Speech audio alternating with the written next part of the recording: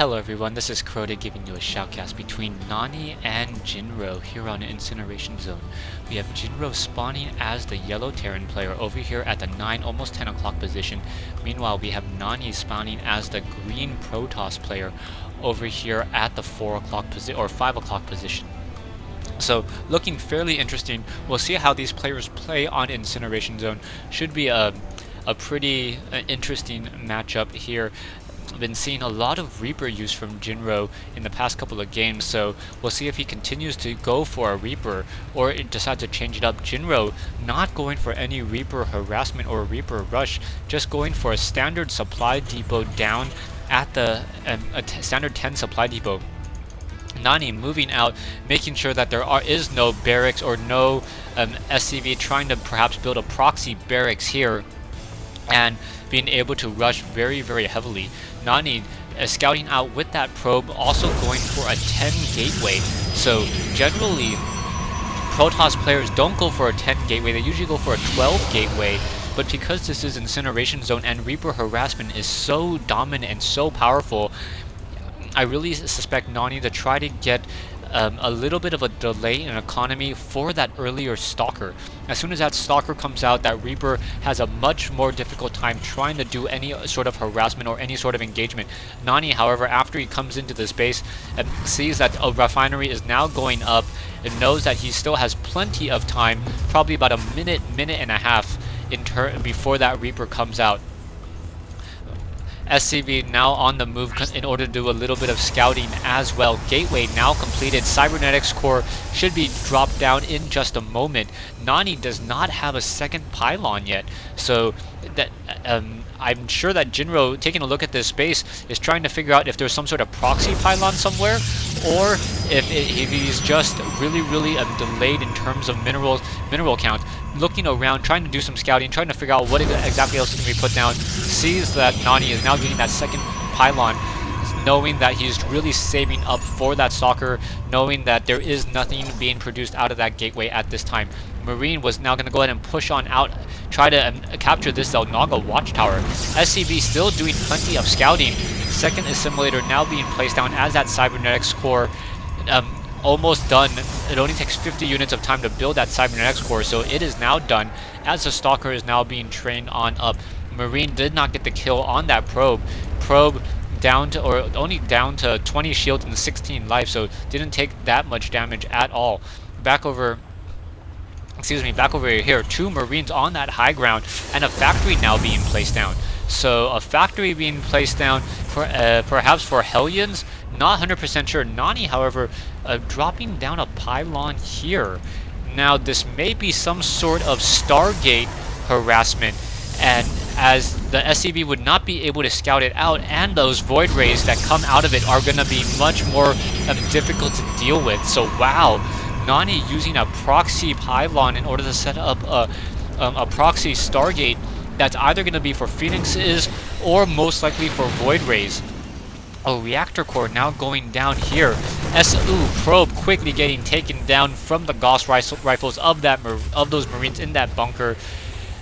And now Marines being trained up even more. Factory now producing a single siege tank. Stargate still needs a little bit of time, only 15 units of time more, and now producing that single Stalker. So both players sitting on a fairly small army, both players deciding to tech a little. So interesting how this is going to really work. There are too many Marines, I think, at this stage in the game for that Stargate to really, for this Void Ray to really deal that much damage. We have a single Marine trying to ensure that there are nothing coming in through this back door, no proxy pylons down here, able to warp in units onto that high ground either.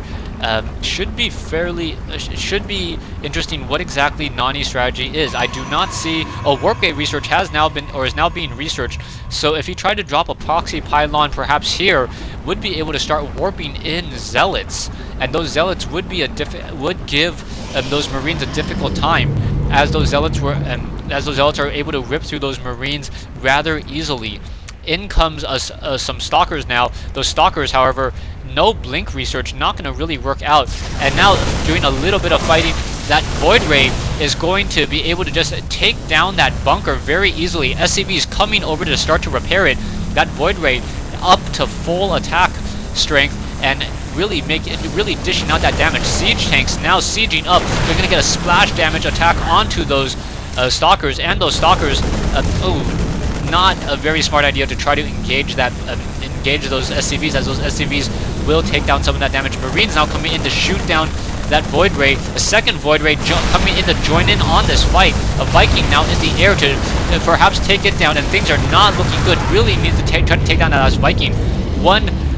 Wow, Stalker now trying to push. Oh, very nice, using those Lancer torpedoes, range of 9 to shoot down that last Void Ray and then pull back. Now units being warped in down here next to this proxy pylon. Perhaps it would be better to build the proxy pylon here, able to warp them up onto this high ground, so those units do not have to move nearly as far in order to get into that engagement.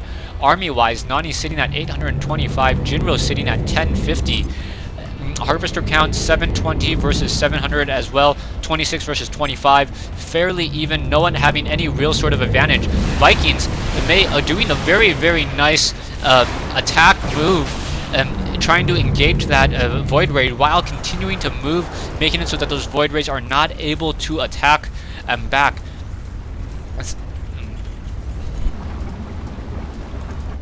No one really setting up any expansions that I can see, and that's really a surprise. I would suspect some sort of expansions to be laid down, at least by Nani. Nani, there he goes, comes in with that expansion just at the right moment for Jinro to do a scanner sweep. So Jinro now needs to figure out what exactly his strategy is going to be in order to fight back against this attack. Nani has been able to push Jinro into his base. Jinro knows that he cannot really push. Nani knows that he cannot really push in at this time. However, because he cannot, or he knows he can't push in at this time, as he would suffer heavy casualties. Jinro, however, cannot push out either, and with Jinro not being able to set up another orbital command and being able to push out of his base, will end up getting mineral locked. 2 rounds of missiles, able to take down that Void Ray, just essentially almost depleted of all of its shields. I think it already taken a couple rounds of attack earlier. Only 1 Void Ray there. Stargate still not doing very much here. That Stargate has almost outlived its usefulness, not producing any additional units whatsoever. Probes now being transferred to this low ground expansion, so Nani will be able to continue to mine out much more freely, as he's mining from 16 locations as opposed to just, or 16 mineral patches as opposed to just 8.